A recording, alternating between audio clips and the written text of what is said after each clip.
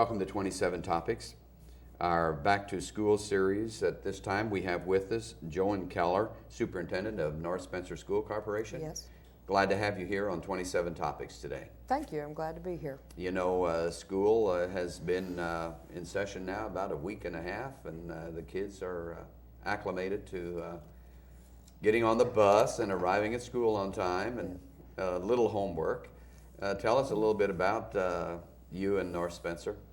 Okay. Of course, North Spencer Schools, we have 4 elementary schools, a middle school and a high school. We have about 2,240 or 50 total students in our corporation. For rural school, we're one of the larger schools. We're very proud of our school corporation and what we do for our children.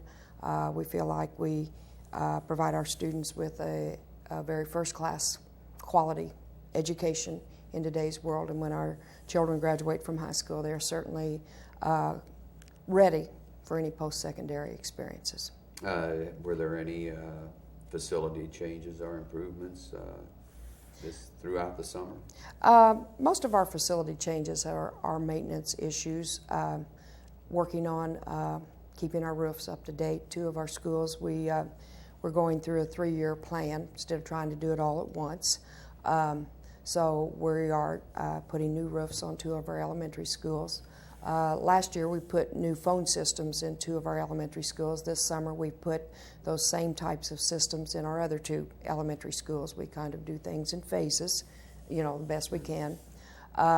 We have some work at the high school. Some outside work, improving some of the drainage in the ditches that we have, and looking at some additional concrete in some areas to stop some of the heavy rains and things we've had to keep our soil where it needs to be. So we're doing some of those things. But most of what we've done this summer is a great deal of maintenance. Christie Elementary, we've done some additional painting and those types of things to just kind of refurbish and make our schools very attractive and very positive learning environments for our children. Very good. Or have any teachers retired or changes there? Yeah, we had about 6 people in our corporation retire last year, 2 administrators and 4 teachers. We've had a few additional teachers find work in other school corporations, sometimes closer to home, and some of those types of things. So we've probably had to replace probably about 8 teachers throughout the corporation at all levels. Well, and that's probably about normal. About normal, yes. What about new programs that you may have developed? One of the things we're going to do in the high school, and 3 or 4 years ago they started with the pre-engineering manufacturing program at the high school, which has been very successful. And this year we're going to carry that further into Project Lead the Way with some grant and government assistance in some of the training. Simply, it's a program where we're working on looking at the science, technology, engineering, and mathematics side of manufacturing, and using the technology and the training for our children so to get a more hands-on picture of what they would, the skills they're actually going to be needing when they get out into additional education or into the workforce. So we're going to initiate that Project Lead the Way this year for our high school students. So we're very, very excited about that. One of the new programs that we have this year that's not academic per se is that in the middle school and the high school we'll be offering a breakfast program to our students. We've always had it in the elementaries, the breakfast program, but in the middle school and the high school we have not had those programs, or that program. So with some changes in the federal laws and what have you, we will be offering a breakfast program to our children. Will that be prior to the start of school? How will that be? It will be prior to the start of the school, and with anything else that's new, timelines and how we manage to get our classes started on time with the addition of some of our children eating breakfast. Probably the first month will be a real learning experience for us, and we'll probably make better decisions come the end of September about how we want to manage and get our classes on time and when to start breakfast and those types of things than we really have right now. So we're learning. You probably have a few kids bring lunch to the first class. Yes, and that's something we want to try to avoid. If during our academic time, we think probably that eating food and drinking beverages is probably not the best way to pay attention. So we're working on that. It'll take a little time because, you know, a lot of times you see kids at homes working on the computer, snacking on food. It's a habit we have as a society. We're all guilty, and you look on our desk and we have a bottle of water or something there, and we get into those habits. So, yes, it's something we're going to have to work our way through and see what's best for our kids and best for the academic environment. How does the student body accept that or participate in that? Is it pretty widely accepted? I think we'll have to wait over a period of time. Sometimes there are those who try things because it's new, and then after time it kind of fades away. And then there are those because it's new, we've never done it before. So I think we'll probably have to judge over time how successful that program's going to be, because I really don't think at this point we would have enough data to really be a good judge of that. What is the cost of the breakfast? The breakfast will be $1.25. It's cheaper than going to McDonald's. Yeah. And then the lunch program? Lunch program, and of course, as in all of our schools, those who need assistance with the lunch program, our free and reduced program, we encourage our parents to, at all of our registration facilities, they had the paperwork there that they could pick up. But if they have questions, we encourage them to call Melissa Isaacs in the high school principal's office. She does a lot of the coordination of that program for us, and so if they have any additional questions, we certainly encourage our parents to call the high school office. Does she have a special number? No, it would just be a number that they would dial 937-4472 and ask for Miss Isaacs, and they can transfer that call to her then. Kindergarten, of course, has been a big issue in the legislature, the funding of it, and how is North Spencer coping with that? Right now, we will not be offering all-day, everyday kindergarten. We're not this year. We will have to look at the funding sources for next year before we decide. There are some alternatives. With our Title I programs, we have some alternatives, but we only have 2 elementaries that are Title I schools. Our other 2 schools are not.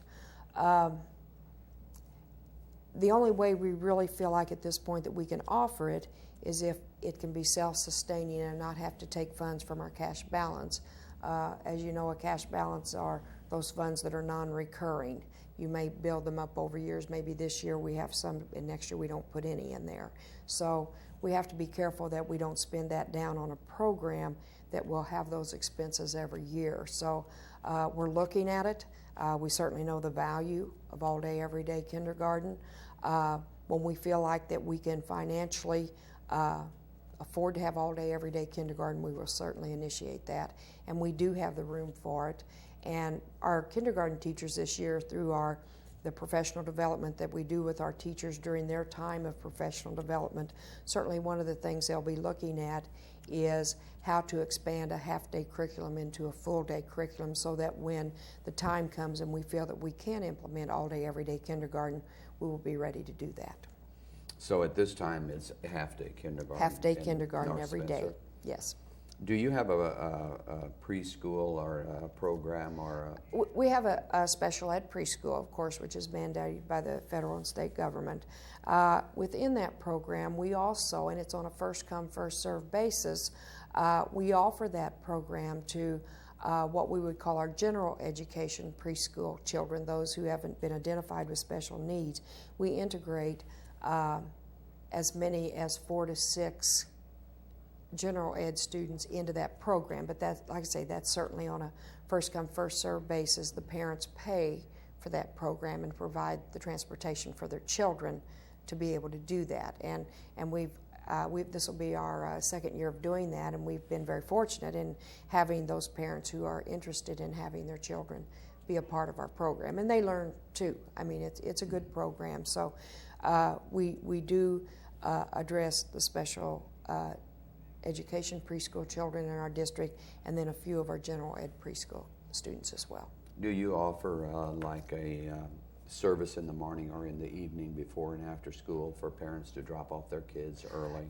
No, we work through some various organizations, and we've not really had a need for that to happen at North Spencer. The YMCA seems kind of Yes. active in They are in your active. area. Yes, they are, and that's been very beneficial to our corporation. We're very appreciative of that. I think they are a great organization. Yes, they are. Parent involvement. It's a rural area. Yes. How is the parent involvement? Well, we have good parent involvement and parent support.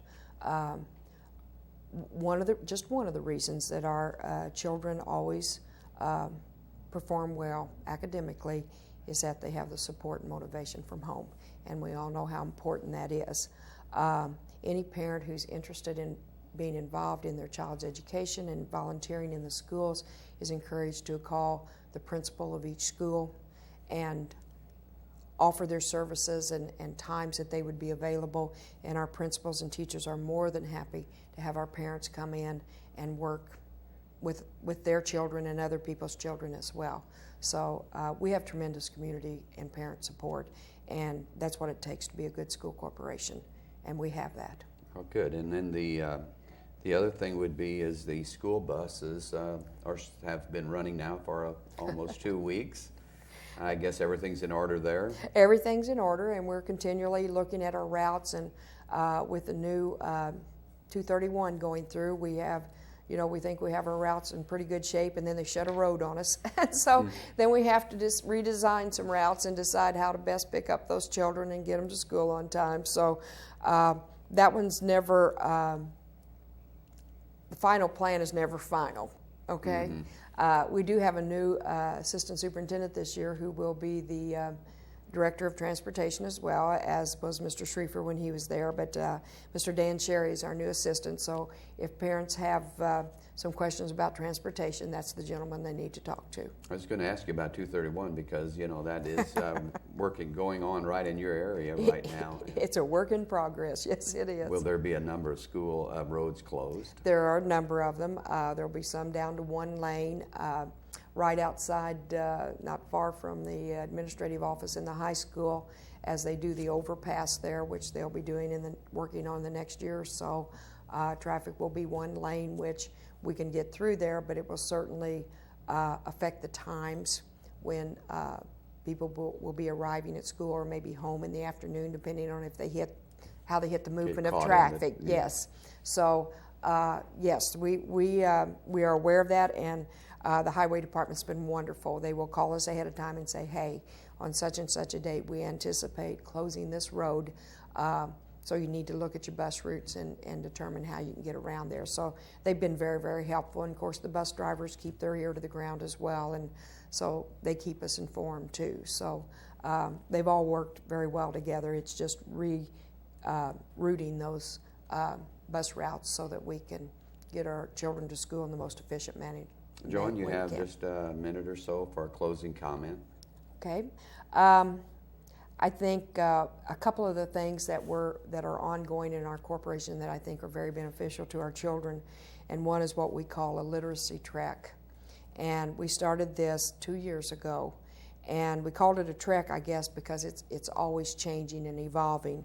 But we're looking at the literacy needs of our students, not only in the elementary, because we normally think of literacy in the elementary, but we know as we look at our research across the country and also local research that we have middle school and high school children who are not as literate as they need to be in order to move forward and understand the difficult disciplines of social studies, science, math, and the additional things that we ask them to do. So we're working as an entire district and an entire staff on what our children need to know at each level in literacy and how we can help them. We're identifying those children through DIBELS who may not be where they need to be, and then we are constructing those interventions to work with those children so we can get them to where they need to be so they can read and understand and move forward. And the other program that we're working with, and we started last year some, is doing a better job of identifying our high ability students. We used to call them gifted and talented, but the legislature changed it to high ability students. and we're working at identifying them at an earlier age and designing those programs for those children so that we can meet their needs as well, and we can move them toward the excellence that we know that they're capable of. Joan Keller, Superintendent of North Spencer School Corporations, thank you for being our guest today, and have a great year. Thank you very much. I've enjoyed it. Thank you.